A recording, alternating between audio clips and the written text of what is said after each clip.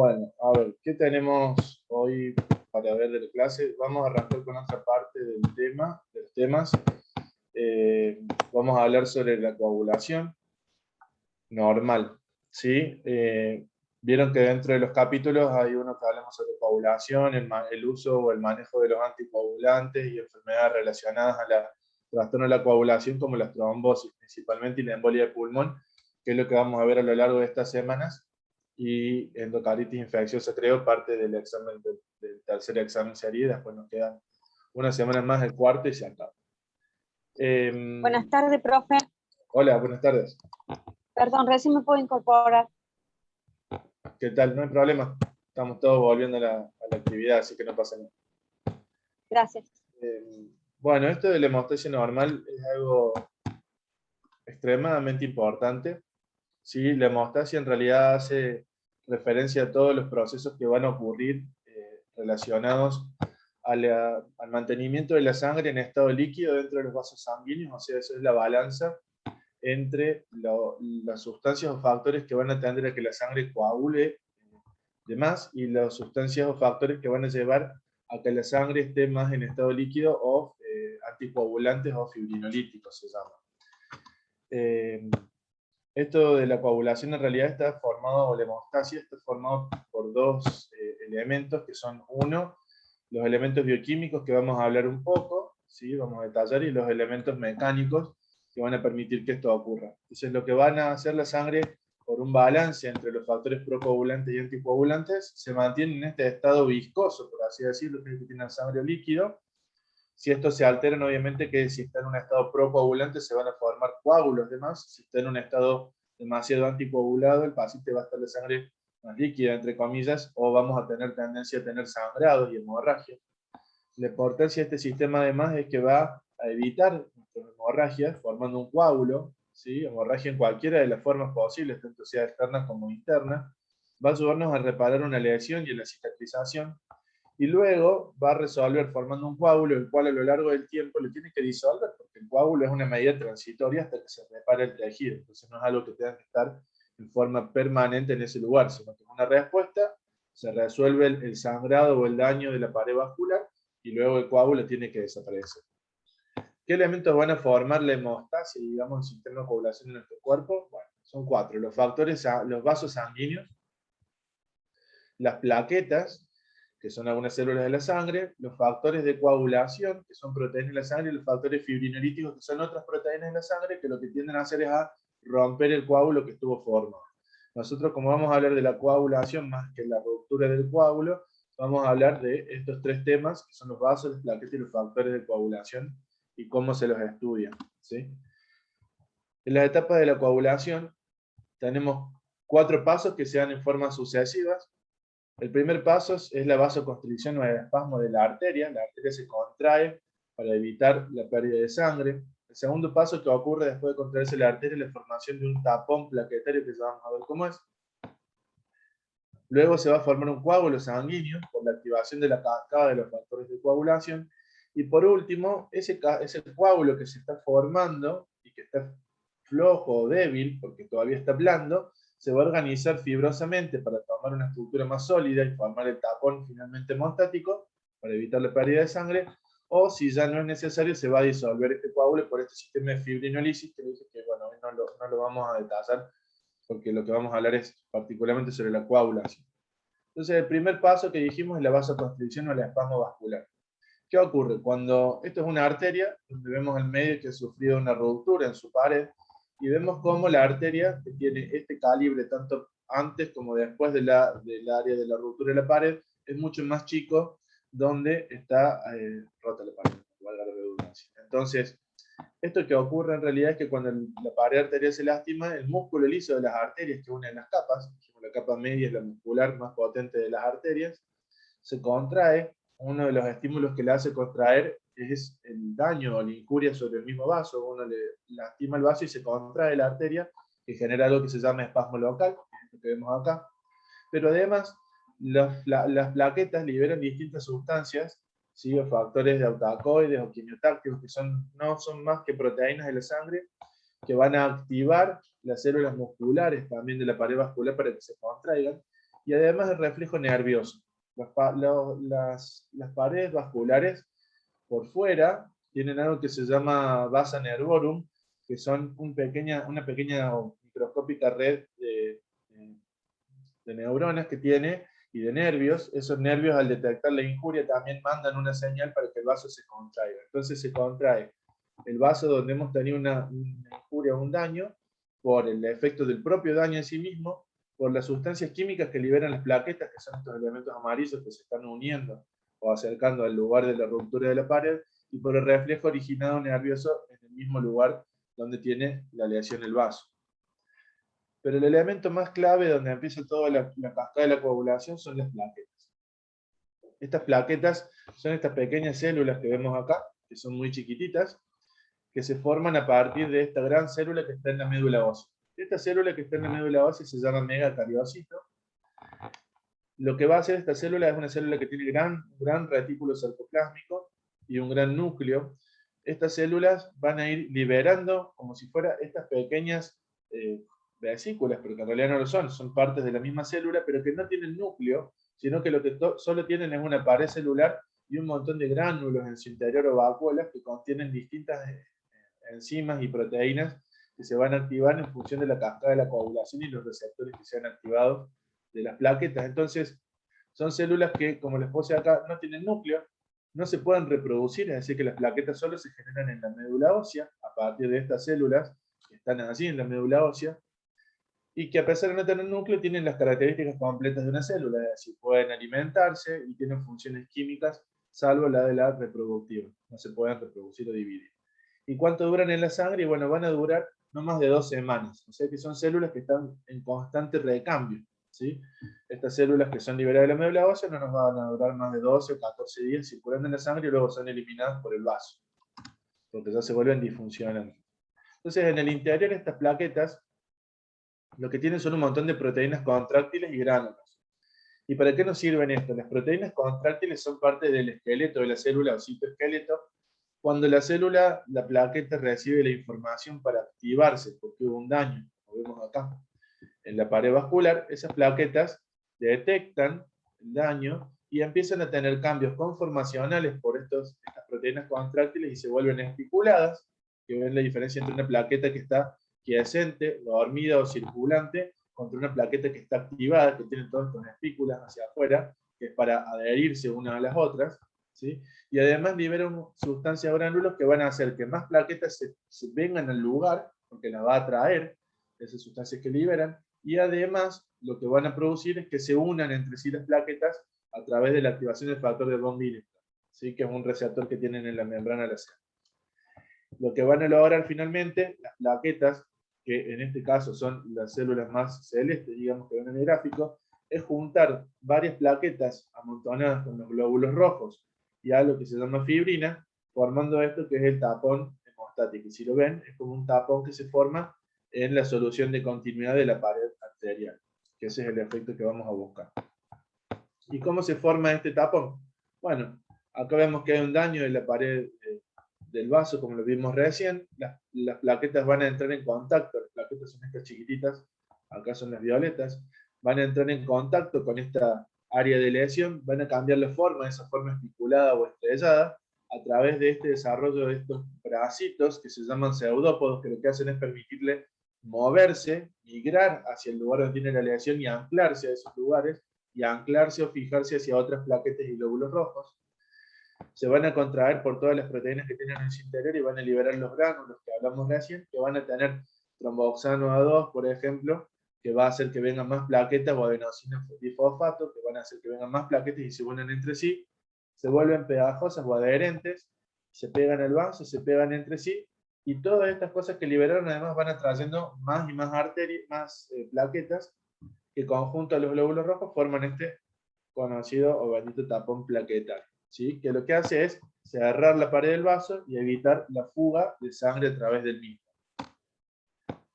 Después de que se forma el tapón plaquetario, viene la formación del coágulo, ¿sí? El tapón plaquetario son las plaquetas con los glóbulos rojos pegadas, tapando lo más que pueden la arteria, la lesión en el vaso, pero necesitamos que eso tenga más forma, ¿sí? Necesitamos que eso sea más sólido, sea más rígido y sea más homogéneo y denso. ¿Por qué? Porque si no, la sangre se puede filtrar entre medio de las células. Entonces, ¿qué ocurre? Se activa la cascada de la coagulación. Entonces, dijimos que se había roto un vaso, teníamos pérdida o extravasación de sangre, la arteria se contrae, se empiezan a aglutinar o pegar las plaquetas, y empieza la cascada o fenómeno de coagulación, que es la aparición de esta sustancia de la fibrina. ¿Sí? Esto ocurre 3 a 6 minutos más o menos de que se produce la aleación del vaso, se forma esto que es fibrina, que lo que hace es una malla de proteínas, ¿sí? Que va entrelazándose a través de las plaquetas en los glóbulos rojos, e incluso a veces algunos neutrófilos quedan atrapados, y se forma finalmente un coágulo, que ya no es un tapón plaquetario, sino que es un coágulo. ¿Sí? El tapón plaquetario son solo las plaquetas y los glóbulos rojos, y esto además tiene toda una malla de fibrina que lo hace que se vaya poniendo más sólido. Esa es la diferencia. Finalmente este tapón plaquetario, después de un tiempo, va a comenzar una fase que se llama retracción o disolución del coágulo. Cuando la pared de la arteria ha sido reparada, ¿sí? Ya por los fibroblastos y los miofibroblastos, las células de la pared arterial, el tapón se va rompiendo y va volviendo a permitir que recircule la sangre a través del vaso. Esto, si recuerdan, es parecido a lo que vimos cuando hablábamos de que una placa de aterómero inestable y se rompía su pared que lo exponía hacia la luz arterial, y se exponían todo el núcleo centro lipídico de la placa aterosclerótica, y se activaba esto. Se activaban las plaquetas, se pegaban, se unían con los glóbulos rojos y se activaba la coagulación formando una red de fibrina y se tapaba el vaso. Ese es otro mecanismo por el cual se forma un coágulo sanguíneo dentro de un vaso. ¿Sí?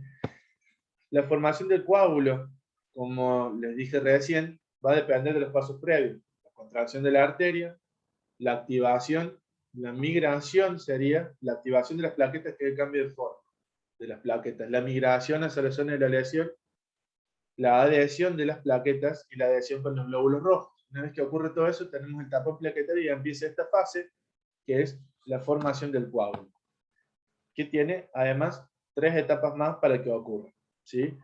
La primera etapa son todas las cascadas de la coagulación que se activan para formar esto que se llama activador de la protrombina, que lo vamos a ver. Luego la conversión de la protrombina en trombina, y luego por final la conversión del fibrinógeno en fibrina. ¿Qué es lo que busca la cascada de coagulación hacer? Que a ese tapón plaquetario se le pegue la fibrina en su interior, esa malla o red de fibrina se forme, que son estos hilitos amarillos que vemos acá, que se empiezan a cruzar entre las plaquetas y los glóbulos rojos para darles como más solidez y estructura. ¿Sí? Entonces finalmente el coágulo se va a componer de esta red de fibras de fibrina, con células sanguíneas, plaquetas y un poco de plasma, que es el contenido de sangre o de líquido que tenemos intravascular. Entonces, hay un montón de factores de coagulación, ¿sí? Hay del 1 al 12, el 13 son lo que se llaman factores estabilizantes de la fibrina, factor de Von Willebrand, precalicreína, son factores que se asocian a la activación de las plaquetas. Los más importantes son del 1 al 12, y de estos el factor 3, que es el factor tisular, que ya vamos a ver por qué es tan importante, el factor 2, que es la protrombina, y el factor 1, que es fibrinógeno. Cada uno tiene su nombre, la mayoría de las veces los llamamos todos por el número, salvo estos 3, que es el 1, el 2 y el 3, que le decimos fibrinógeno, protrombina y el factor tisular.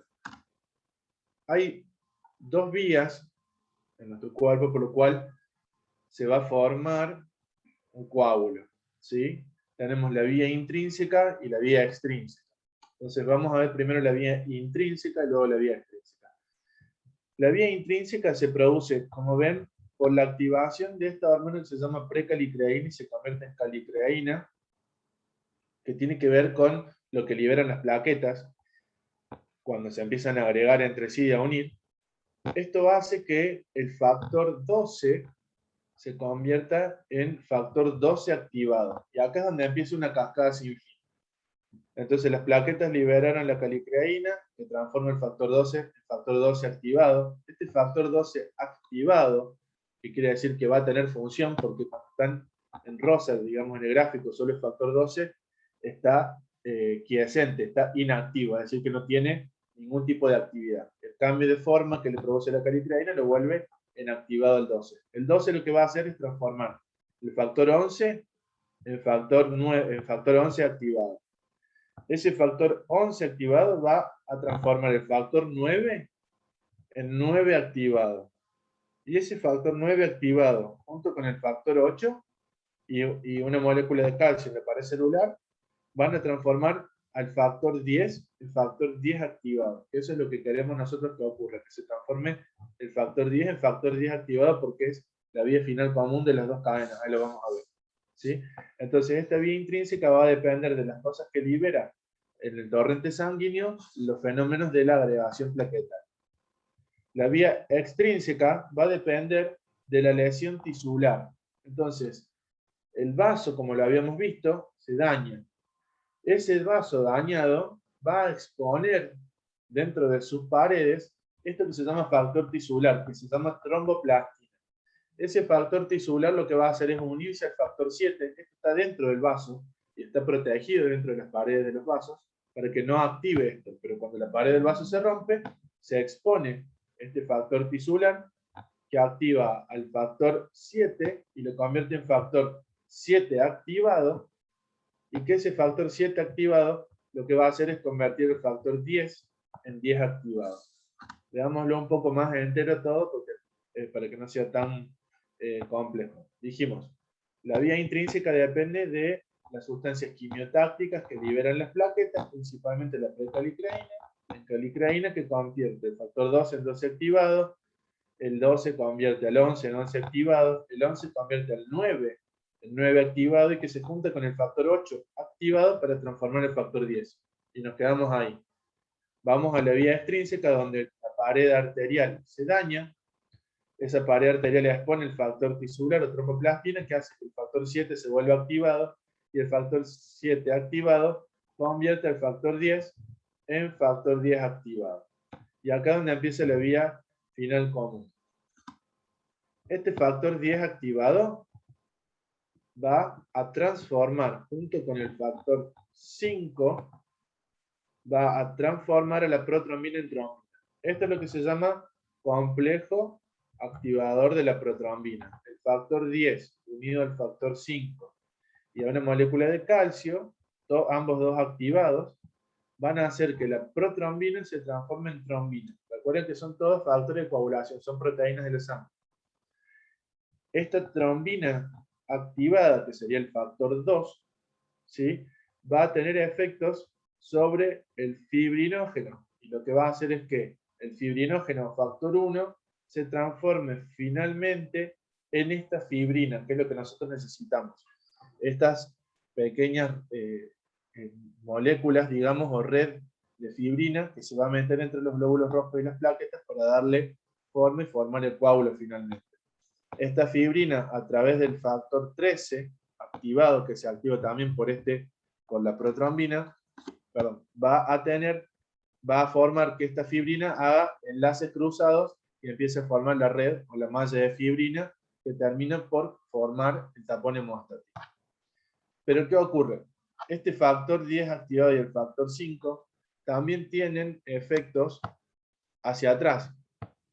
El factor 10 y el factor 2 van a volver a activar más el factor 12 y empieza un círculo vicioso donde se activa más el 12, se activa más toda esta cadena y se forma más de nuevo factor 10 activado junto con el factor 5.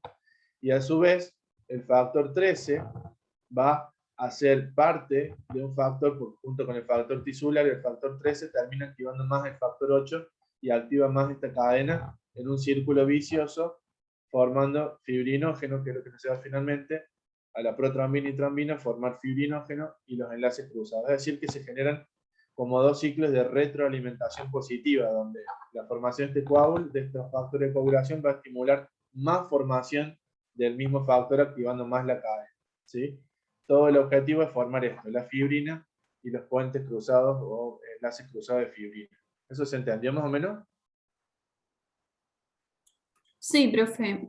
Es medio complicado, pero sí. Sí. Recuerden que lo importante es saber que hay dos formas de que se active la cascada de coagulación. La que está en amarillo es la que depende de los factores quimiotácticos, de las sustancias que están en la sangre liberadas por las plaquetas que se activan. Y la que está en rosa, que es la extrínseca, es la que se produce por la exposición del factor tisular, que es una proteína que está en la pared de los vasos, cuando son dañados, ¿sí? Ambos dos van a llevar el camino a que se forme el factor 10 activado junto al factor 5 para hacer esto. Transformar el complejo protrombina en trombina y que luego esta trombina transforme el fibrinógeno en fibrina. Entonces es solo ir siguiendo los pasos de la cadena de la cascada de coagulación hasta llegar a esta vía final común, que este es el complejo activador de protrombina y este es el complejo trombínico que va a activar el fibrinógeno. Los estaban puestos antes en la lista, ¿sí? El que está en azul es el factor activador de la protrombina, la conversión de la protrombina en trombina es el otro, en rojo, y la conversión de fibrinógeno en fibrina es el que está por debajo, ¿sí? Lo que les decía recién. Este es el 1, este es el punto 2 y este es el punto 3, la conversión de fibrina con los enlaces cruzados, que está en verde. Bueno, acá les puse un video, a ver si lo larga.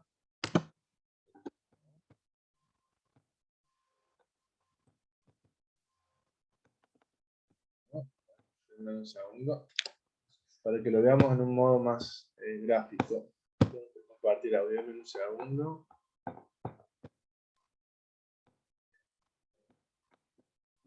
Es un videito para que veamos cómo es la hemostasia normal, ¿sí? Dígame si no se escucha bien, se debería escuchar bien, pero cualquier cosa me avisa.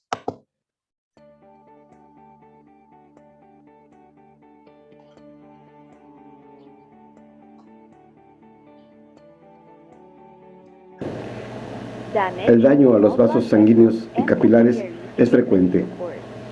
Cuando estos vasos son dañados, tres mecanismos básicos se activan para parar el sangrado o hemostasis. Después del daño, inmediatamente se produce vasoconstricción. Oh, perdón, ¿se escuchaba bien? Sí, profe. Sí, profe. Sí, profe. No, ahí largamos de nuevo. El daño a los vasos sanguíneos y capilares es frecuente. Cuando estos vasos son dañados, tres mecanismos básicos se activan para parar el sangrado o hemostasis.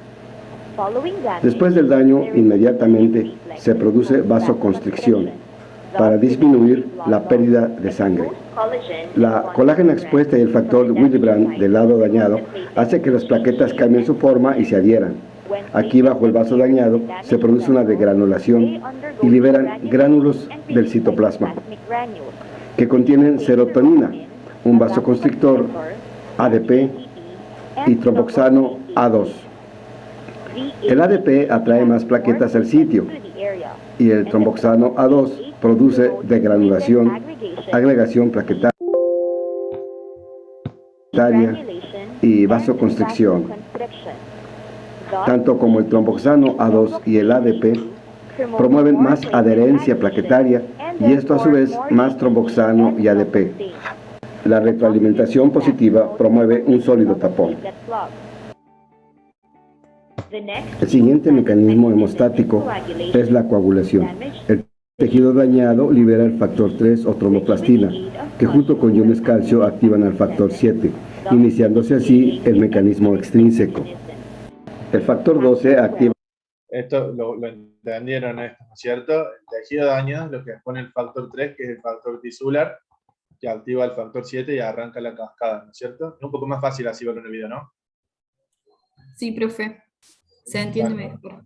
Sí, porque Sí, profe, se entiende mejor. Sí, es ver lo que está pasando, pero bueno, ya habiendo visto un poco la teoría, es más fácil también entender el video. Entonces, esto de acá que muestra es cómo, digamos, se activó el factor 3, que es la tromboplastina, y nos convierte el factor 7 en activado. Y ahora va a hablar un cachito que lo domino del factor 2, de cómo es la vía intrínseca. Acuérdense que esto es la extrínseca. Extrínseco.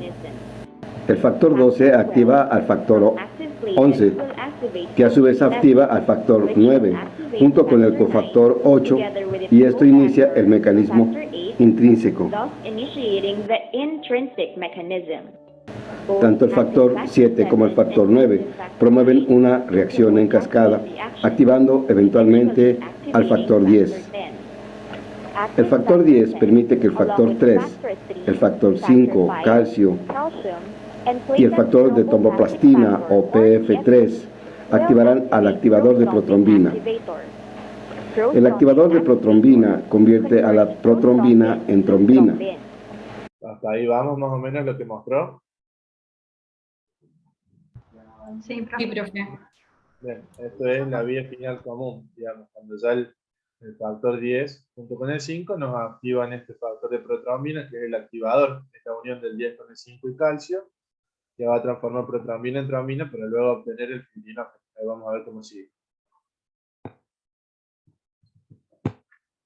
La trombina convierte el fibrinógeno en fibrina.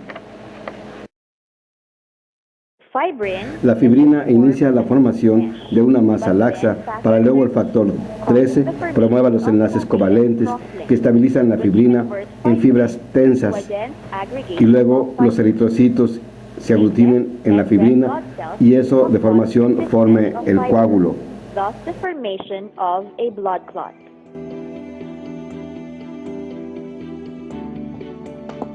¿Quedó más claro más o menos cómo es esto? Sí, profe, o sea que también si una de las vías no funciona, se van de la mano siempre. Está la otra siempre para ayudar un poco, ¿sí? Pero se van a activar de distintas formas según cuál sea el mecanismo.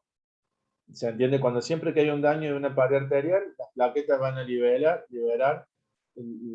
todos los factores o los gránulos que van a activar el factor 12 como vimos, y a la vez se va a exponer el factor tisular o tromboplastina que va a activar la vía extrínseca. Siempre se van a activar las dos vías, es como una medida de seguridad, ¿sí? Tenemos dos caminos por el cual se va a formar el tapón hemostático, ¿sí? Para llegar a la vía final común, ¿no? Que es el activador el complejo activador de protrombina, que es el factor 10 y el 5 y el calcio, ¿sí? Hay un doble resguardo ahí, como una medida de seguridad. Bueno, todo esto de hablar de la coagulación tiene importancia en lo que vamos a ver ahora y vamos a ver más adelante. Hay enfermedades que son derivadas de, podemos hablar de trastornos de la coagulación cuando no se forma bien el coágulo, ¿sí? Como coagulación intravasculares o terapias anticoagulantes, medicamentos que le ponemos nosotros al paciente para inhibir esta cascada de coagulación, o factores antiagregantes que van a inhibir la función de las plaquetas, como lo hemos visto cuando hablamos de la cardiopatía isquémica, como la aspirina, el clopidogrel, ¿sí? Ticagrelor o prasugrel, que son todos inhibidores plaquetarios, o la heparina cuando hablamos de los anticoagulantes. Pero antes de hablar de qué tratamientos o cosas se pueden utilizar y cómo vamos a hacer, es importante saber cómo nosotros vamos a conocer cómo está cada una de esas vías, ¿sí? Porque hay formas de estudiar esas vías de la coagulación para saber que están normales o no, y para saber si, en el caso que le estemos dando un medicamento anticoagulante al paciente, le estemos dando la dosis adecuada o no le estemos dando una dosis de más o una dosis de menos, porque eso es importante también. Si uno le da dosis de más, lo expone a mucho sangrado al paciente, y si uno le da una dosis de menos, no le estamos ofreciendo ningún beneficio al paciente porque no lo estaríamos tratando correctamente. Entonces, para valorar la coagulación de los pacientes, vamos a utilizar los tiempos o pruebas de coagulación. Lo vamos a hacer para ver si el paciente tiene alguna alteración ya previamente, ¿sí? Es decir, si nosotros le pedimos un control de la coagulación, como por ejemplo antes de un prequirúrgico, antes de una cirugía, podemos ver si ya tenía algo alterada, implica un riesgo de sangrado del paciente al someterse a una cirugía programada o de urgencia. Podemos estudiar la coagulación de un paciente si vemos que tiene un síndrome de hemorragia, pero si empieza a tener sangrados, hematomas o pérdidas de sangre en el cuerpo, tenemos que estudiar que la coagulación no esté alterada. Podemos estudiarla también cuando el paciente tiene estrés protrombótico, que es lo opuesto, cuando se forman coágulos de más en el cuerpo del paciente que no debería estar ocurriendo, como por ejemplo en el caso de la trombosis venosa, ¿sí? O vamos a medir la coagulación, como va a ser nuestro caso, y algo que en muchos lugares la parte técnica de cardiología controla, que es el control del tratamiento de los anticoagulantes, ¿sí? De los pacientes a los que le damos medicación para que su sangre no coagule correctamente, o el control fibrinolítico, cosas que utilizamos como vimos en el infarto con supra, que si no podíamos hacerle hemodinamia, cateterismo cardíaco de urgencia, utilizábamos un fármaco que era fibrinolítico para romper el coágulo, ¿sí? ¿Qué hace? El fibrinolítico, como le dice la palabra, lítico, lisis, rompe, las redes de fibrina para liberar las plaquetas en los glóbulos rojos, para que se rompa el coágulo, ¿sí? O si no, vamos a medirlo para hacer corrección de una coagulopatía o trastorno de la coagulación, como por ejemplo los pacientes que tienen enfermedades hepáticas avanzadas, ¿sí? Dos pruebas son las principales que vamos a ver, una es el tiempo de protrombina y el otro el tiempo de tromoplastina parcial activado con kaolin, que es el KPTT. Vamos a hablar del tiempo de protrombina, que se llama TP, que es la sigla, o dependiendo del laboratorio se llama APP, que es actividad protrombínica del plasma, ¿sí? Es exactamente lo mismo, lo único que cambia es la unidad en la que se lo expresa, el valor, el número del valor. ¿Qué es lo que va a evaluar el tiempo de protrombina? Lo que va a hacer es medir el tiempo en el que el plasma va a coagular, ¿sí? Le sacamos sangre al paciente, le ponemos en un tubo, y en ese tubo le ponemos un extracto de factor tisular. Le ponemos tromboplastina, factor tisular y fosfolípidos de membrana, y como ya sabemos, al exponer la sangre al factor tisular y tromboplastina, lo que ocurre es que se activa la vía extrínseca, la vía que estaba a la derecha en el cuadro que vimos al inicio. Se activa el factor 7, que activa el factor 10, junto con el 5, que es el complejo activador de la protrombina, activa a la protrombina en trombina, y esta trombina transforma en fibrinógeno en fibra. Entonces lo que va a evaluar esta prueba de tiempo de protrombina, es la eficacia, cómo funciona esta vía extrínseca, y cómo están estos factores intervinientes. El factor 1, que es el fibrinógeno, el factor 2, que es la protrombina, 5, 10 y 8. ¿Sí? El valor normal va a depender de cada laboratorio, porque depende del equipo con el que se lo mida, pero suele ser entre 11 y 12 a 16 segundos el tiempo que le toma en activarse esta vía y formar la fibrina. Eso es lo que se mide en el laboratorio. Hay causas para que esto demore más, ¿sí? Y cuando demora más es porque o tenemos déficit de factores o algo no está funcionando bien en mi sistema de la coagulación, porque tengo un déficit o algo está inhibido. ¿Por qué puede estar prolongado este tiempo, así que le tome más de 16 segundos? Y bueno, porque yo le di anticoagulantes a mi paciente, orales, por ejemplo, que son antagonistas de la vitamina K y hacen que los factores que son K dependientes, que son todos estos, ¿sí? Sin el 7, el factor 10, 5, 2 y 1, se disminuyen. En las enfermedades hepáticas, ¿sí? El déficit de vitamina K también va a producir elevación del tiempo de protrombina. Y si no, los trastornos de la coagulación intravascular diseminada, que es un trastorno de sangrado y formación de coágulos, porque se desacopla el sistema hemostático, el sistema de trombosis y trombolisis, se desacoplan, entonces están como los dos muy activados, entonces tenemos por un lado sangrado y por otro lado formación de coágulos, o si no, podemos tenerlo prolongado porque tengamos algún déficit de factor hereditario, que es algo un poco más raro. Este valor de tiempo de protrombina, como es un poco variable, se lo transforma en otro número que se llama RIN, que es el rango internacional normatizado, y lo que hace es tratar de estandarizar los valores de tiempo de protrombina para que todos hablemos lo mismo.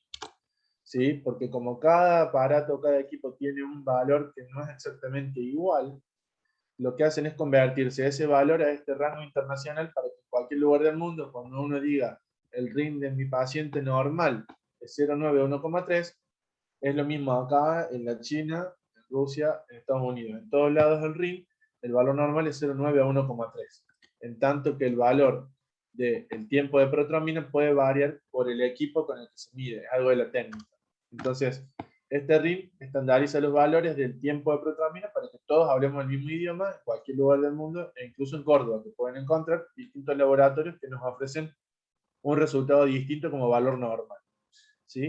Y esto lo vamos a utilizar como la principal herramienta para evaluar a los pacientes y para hacerle seguimientos que reciben anticoagulantes orales, que toman una medicación, que inhiben la absorción de vitamina K y que por ende, yo a mi paciente le genero un déficit de vitamina K porque le doy anticoagulantes orales y prolongo el TP. Y como el tiempo de protrombina es variable, el RIN no va a ser variable, en cualquier lugar que lo mide siempre va a ser el mismo número, entonces puedo hacer un seguimiento de mi paciente mucho más preciso que midiéndole por el tiempo de protrombina. ¿Sí? El valor normal, como les dije, 0,9 a 1,3, el valor deseado en términos generales en un paciente anticoagulado es tenerlo entre el 2 y 3, entre 2.0 y 3.0, salvo en algunos casos, donde lo ponemos entre 2,5 y 3,5, como los pacientes que tienen válvulas mecánicas en la válvula mitral y fibrilación auricular o trombosis recurrente, que lo elevamos más. ¿Sí?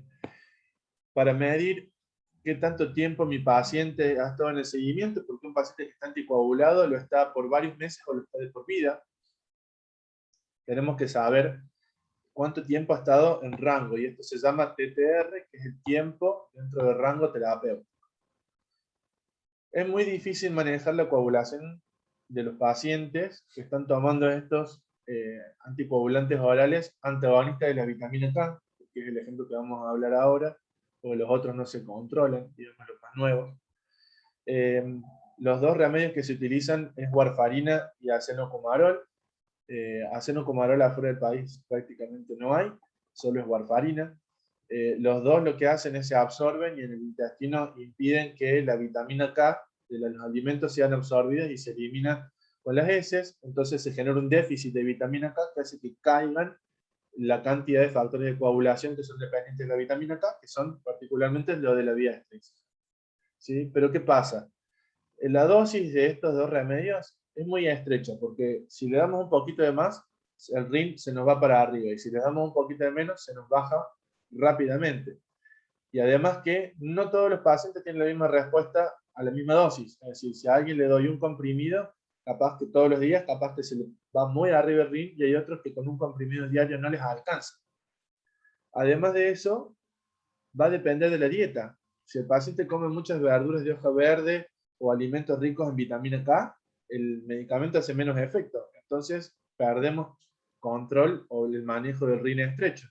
Y además interactúan con un montón de medicamentos, ya sean por vía orales o endovenosa. Entonces, hay medicamentos que hacen que tengan más efecto la warfarina y el acenocumarol, y otros que hacen que tengan menos efecto. Entonces, por ahí, si viene mi paciente perfecto y yo no lo controlo y alguien le dio un antibiótico, ese antibiótico o un antiarrítmico interactúa con la warfarina y hace que el RIN se vaya para arriba, es decir, que esté anticoagulado de más y le aumenta el riesgo de sangrado. Entonces, es muy difícil y bastante complejo el manejo de estos anticoagulantes.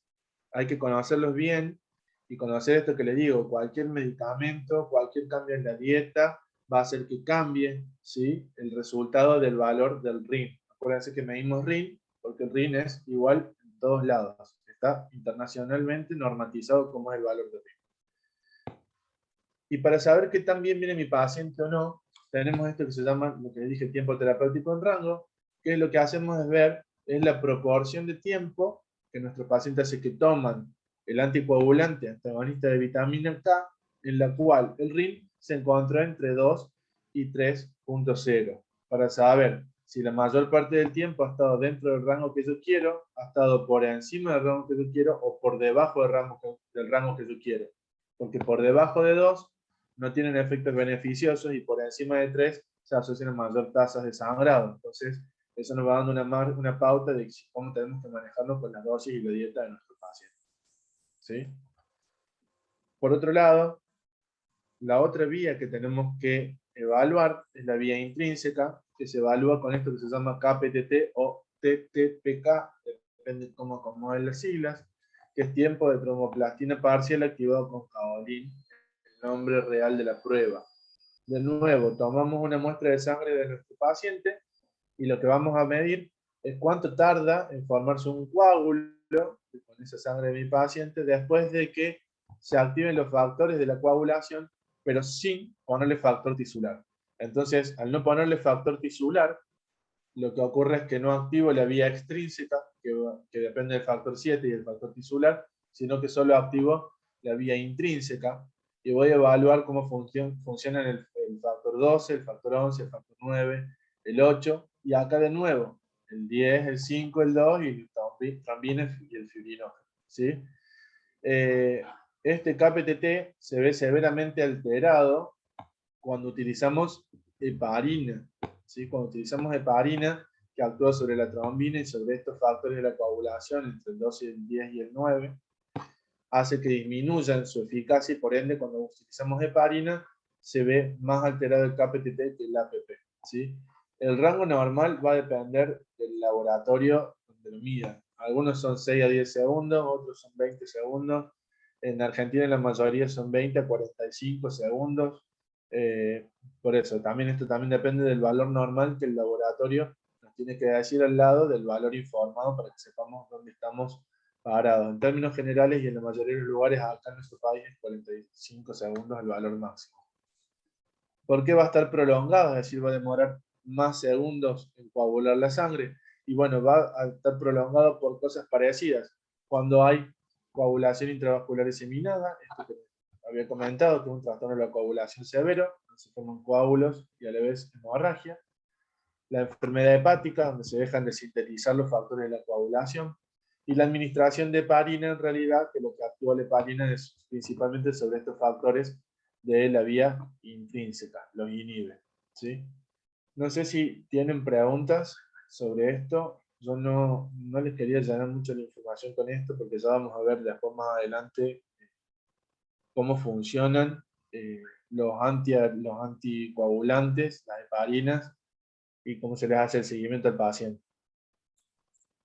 No, profe, creo que ya habíamos visto esto de la cascada, no tan profundo como ahora, pero ya lo habíamos visto a grandes rasgos, me parece. No Sí, me acuerdo. el año pasado. Sí, el año pasado. En fisio creo que se llama, fisiología y biología. Sí, fisiología y biología. Sí, exactamente. La intención de esto es profundizar un poquito más sobre la cascada de la coagulación. Este cuadrito lo tenemos que tener presente siempre, porque lo que vamos a hablar ahora, de ahora en adelante, va a ser de cómo trabajamos sobre esta cascada de coagulación, cómo lo controlamos con estas dos pruebas, que es el tiempo de protrombina y el KPTT y el RIN, ¿sí?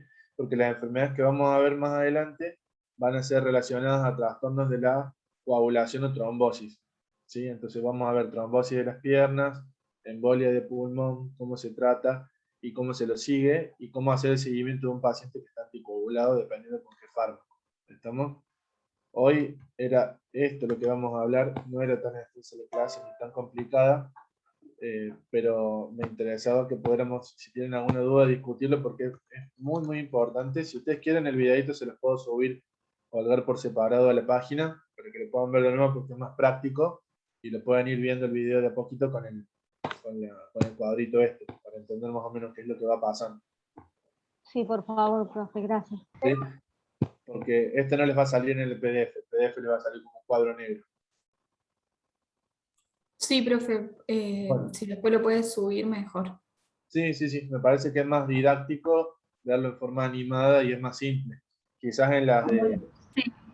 En las por ahí viendo el cuadrito con el video, se entiende como más redondeado todo, digamos. Sí, porque es medio abstracto. Por ahí cuando hablamos de la ruptura de una placa de ateroma era más fácil porque, vieron, le había puesto como una seguidilla de dibujo que le va mostrando cómo se forma, pero esto ya hace referencia a los factores de coagulación, cosa que no vimos antes, ¿sí? Pero que es parte de lo que vimos, ¿sí? No estaba puesto cuando hablamos de la formación de un accidente de placa, digamos, vimos cómo se formaba un ateroma y cuando se rompía se formaba el coágulo, ¿se acuerdan? Más o menos. Sí. Entonces, cuando se formaba el ateroma es toda la formación de la placa, y cuando se rompe la pared, arranca todo esto. Al romperse la pared, empieza todo lo que vimos en la clase de hoy. Y esto es como, por ejemplo, una placa de una ateroma accidentada termina produciendo un infarto porque se forma un coágulo. ¿Cómo se forma un coágulo? Por todo lo que vimos acá. El vaso se contrae, se forma el tapón y se forma un coágulo sanguíneo. ¿Cómo? Con todo lo que vimos acá. O sea, toda esa es la cadena por la cual termina, por ejemplo, una persona teniendo un infarto con una trombosis coronaria con elevación del SP. Todo esto es lo que le pasa. Por eso es que le damos todos estos remedios al paciente. La aspirina para evitar el tapón plaquetario, la heparina como anticoagulante para que no se formen los coágulos inhibiendo la cascada de coagulación, y los vasodilatadores para evitar el espasmo vascular. No sé si ahora también se entiende un cachito más lo que le hacemos al paciente. Bueno, profe. Bueno, muy bien. Ok, profe, está muy bueno. Nos vemos semana que viene. Yo a ella le subo ahora el videito que queda pendiente. Bueno, profe, seguro para la próxima Gracias, clase profe. vas a haber dudas. Dale, seguro. Mejor así. Bueno, Profe, gracias. gracias. Gracias, Hasta profe. luego.